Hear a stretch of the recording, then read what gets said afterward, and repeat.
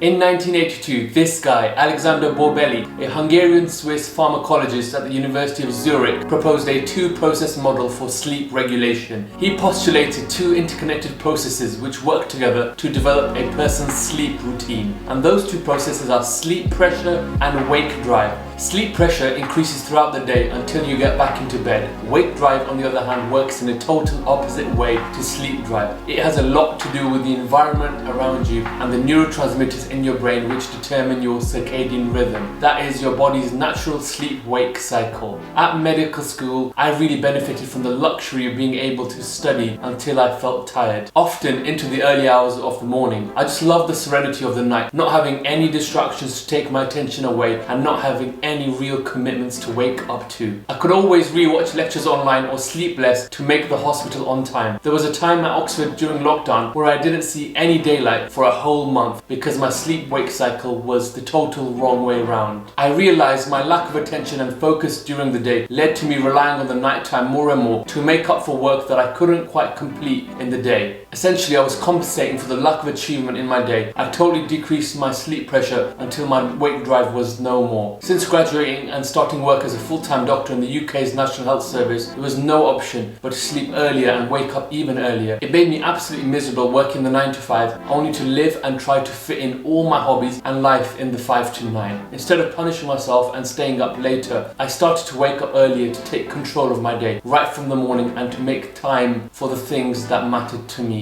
and which I couldn't focus on with a busy job and my ADHD just not allowing me to spend enough time on it. Along the journey to waking up consistently at 5 AM, I've taken away important lessons that have helped me optimize my day with ADHD while waking up early and building a solid and productive sleep routine. In this video, I'm going to be sharing 5 tips to help you build a productive sleep routine at university or in your busy work life living with ADHD. If you stay till the end, I'll share a bonus 6th tip and share the app that has changed my life with ADHD over the past 6 months and has helped me wake up consistently at 5 AM, never having to press the snooze button.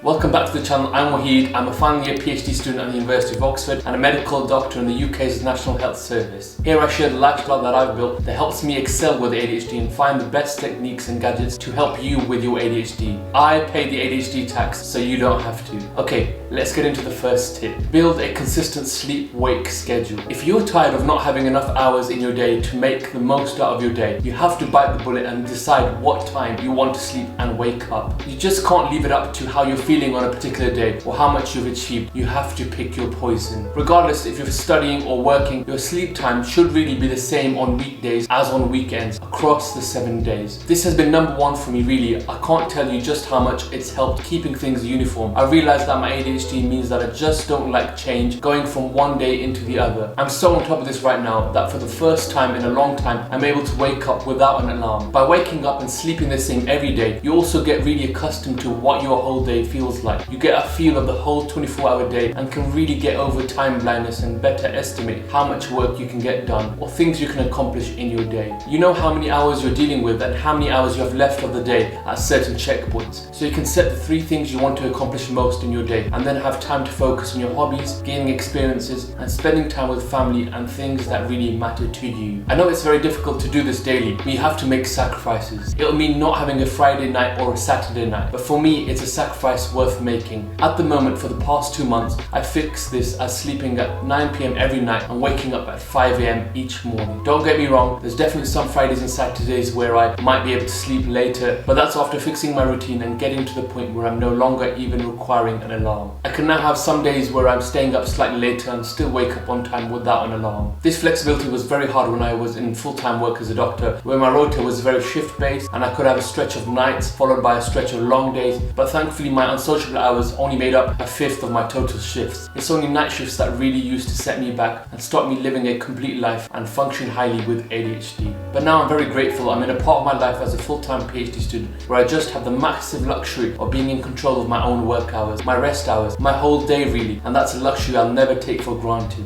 I know this isn't possible for some people, shift workers mainly, but this has really helped me. That's why I'm heavily controlling what future medical specialty I want to go down to really account for my ADHD and waking up and sleeping at the same time 365 days a year. But we'll talk about that in a later video. Let me know in the comments if you think I should talk about this at some point. Okay, so the next tip is setting a absolutely no work period before you sleep. What I found is my ADHD means if I work too late, I just won't be able to get my brain off the task or feel satisfied with how much I've achieved in my day. Sometimes I'll even go to sleep and dream about it. The fact is though that work from today can wait till tomorrow. As Bill Gates says, we tend to overestimate what we can get done in a day, but underestimate what we can accomplish in a year. We just have to make a decent attempt at achieving our goals in any particular day and not having to worry about not doing enough. You just have to stop your ADHD brain from thinking like you haven't achieved enough. The fact is there's an infinite number of work you'll have left to do, and I read this in a book a while ago that I'll try to include in the description if I remember. Even if you die, your in-tray and to-do list won't be empty. The best way that I found to building a productive sleep routine is having this non-negotiable time before you wind down for the night to switch off totally. For me, what's helped is switching off 1 hour before I sleep,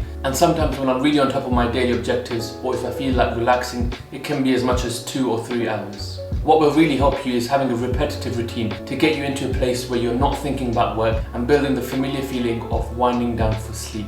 For me, that starts by jotting down the 3 things that I'm going to try to achieve tomorrow and then closing my laptop lid. Once my laptop is closed, I know I've done what I can in my day and have to come back to this tomorrow. There's no amount of further work that will help me today. I also have a routine where I catch up on some brief television, prepare my lunchbox for the next day, have a shower and get my clothes ready for the next day so I'm ready to start work right away in the morning. The bedroom is for sleeping only. In James Clear's best-selling book Atomic Habits, James touches on small habits that you can rely on which help deliver big results. My take home from this book was the power of association. By associating certain stimuli with certain actions, you can make building good habits easier. One of these is associating the bed with sleeping only and doing everything to protect this. It's for this reason I no longer ever work in bed and I always put my phone away from the bed when I sleep. And the reason for this is twofold really. The first is to stop me from using my phone when I get into bed and exposing myself to blue light that could potentially enhance my wake drive. The second reason is because when my alarm goes off, I have to actually get up and turn it off,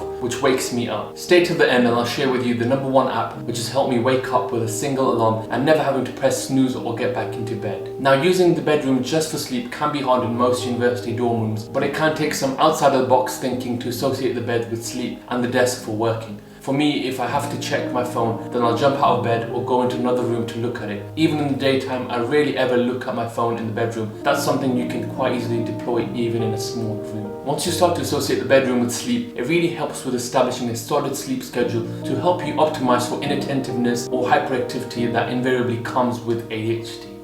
Sleep on a near empty stomach. Okay, so there's a lot of things we're doing differently in our day and age compared to how our ancestors did it for hundreds of thousands of years. The first thing is we tended to sleep at night when it got dark and we tended to wake during the day when it got light. The second thing is we tended to wake up on empty stomachs, ready to go out hunting to fill our bellies. In our current day and age of artificial light and mobile tech at our fingertips, we're doing neither. One of the most significant ways I've developed my sleep routine is not eating anything at least 3 hours before I sleep. I found that by stopping my insulin from spiking before bedtime, I'm able to sleep more consistently. I'm also a lot more comfortable when I go to bed on an empty stomach. Living with IBS, I hated the feeling of being bloated or getting reflux. Sleeping with a full stomach is also generally quite bad for you. The sole purpose of food is to provide us with the metabolites to engage in rigorous activity, which we just don't do when we're asleep. There's also several risks of this on our health. And indeed, eating late can increase your risk of type 2 diabetes mellitus. It can also increase risk of reflux disease, and these are all well-established risks in shift workers who tend to eat later than normal human hours. By sleeping on an empty stomach over the past few years, I've found that I wake up with a lot more energy and a greater drive and desire to get started with my day. I never need to rely on caffeine to get me going. Counterintuitively, it's really helped me reinforce my sleep-wake routine. Maximizing the morning time. All of these tips really only work if you're able to maximize your efforts in the morning, to the extent that it persuades you to become a morning person. The morning shouldn't be a time where you're sitting down and planning what you're going to be doing the coming day. I know there's several books that talk about this, including Hal Elrod's Miracle Morning. What I found is that a lot of these productivity books aren't necessarily practical for the common working man. I mean, sure, if you want to go for an hour or 2 gym session in the morning, then that's perfect.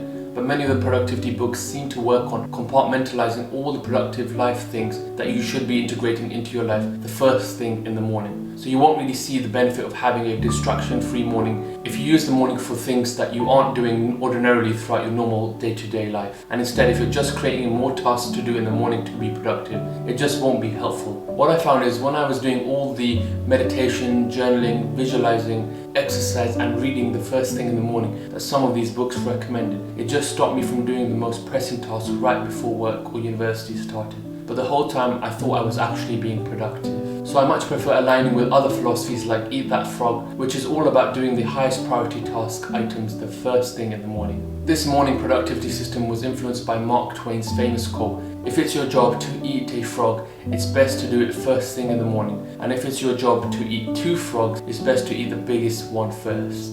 There's not many better feelings than waking up early and getting right into the work you want to do most right from the outset. If you want to learn more about setting productive daily goals at university and how I use the Eat That Frog approach to make the most out of my day right from the morning, then click on the link in the top right of the screen. All it takes is 1 hour of solid work working on the right thing to really change the outlook of your entire day. Get the Alarmy app. Since you stayed to the end of this video, as promised, I'll share one of the most important things that's helped me build a solid sleeping routine with ADHD. When I was younger, I always wondered if there was an alarm that couldn't be snoozed. Most people with ADHD are used to setting hundreds of alarms and pressing snooze continuously. This really makes you miserable as you're not getting up to do the things that you should be doing, and you're also not even sleeping. It's just totally and utterly a waste of time. One of my favorite YouTubers, Colin Frews, has solved this problem by building a really cool alarm that ejects him out of bed rather abruptly. But I'm here to tell you that there's something a little easier and more freely available, something in your pocket that can really change your life with ADHD and wake you up on time. I can't recommend this app enough. It's called Alarmy. It's quite a simple idea really, but it's very effective. Alarmy is an app that sets challenges for you to complete right after the alarm goes off in the morning.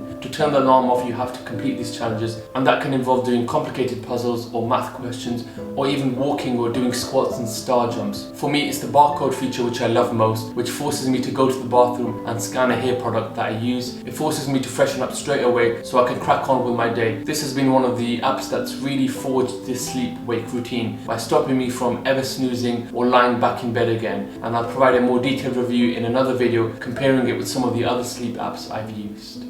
Okay, that's all 5 tips and a bonus tip for building a solid sleep routine with ADHD. I hope you found this video helpful. If you did, then please let me know in the comment section below. And if you had any other tips that you've used to build a more effective sleep routine with ADHD, then do let me know also. On this channel, I really believe we can optimize for our ADHD. There are certain technologies and techniques that we can use to enhance our productivity living with ADHD. It doesn't have to be a life sentence. As always, I pay the ADHD tax, so you don't have to. For more videos on how I stay on top of my ADHD, please subscribe for more and let me know what other things you want me to talk about or review next. Till next time.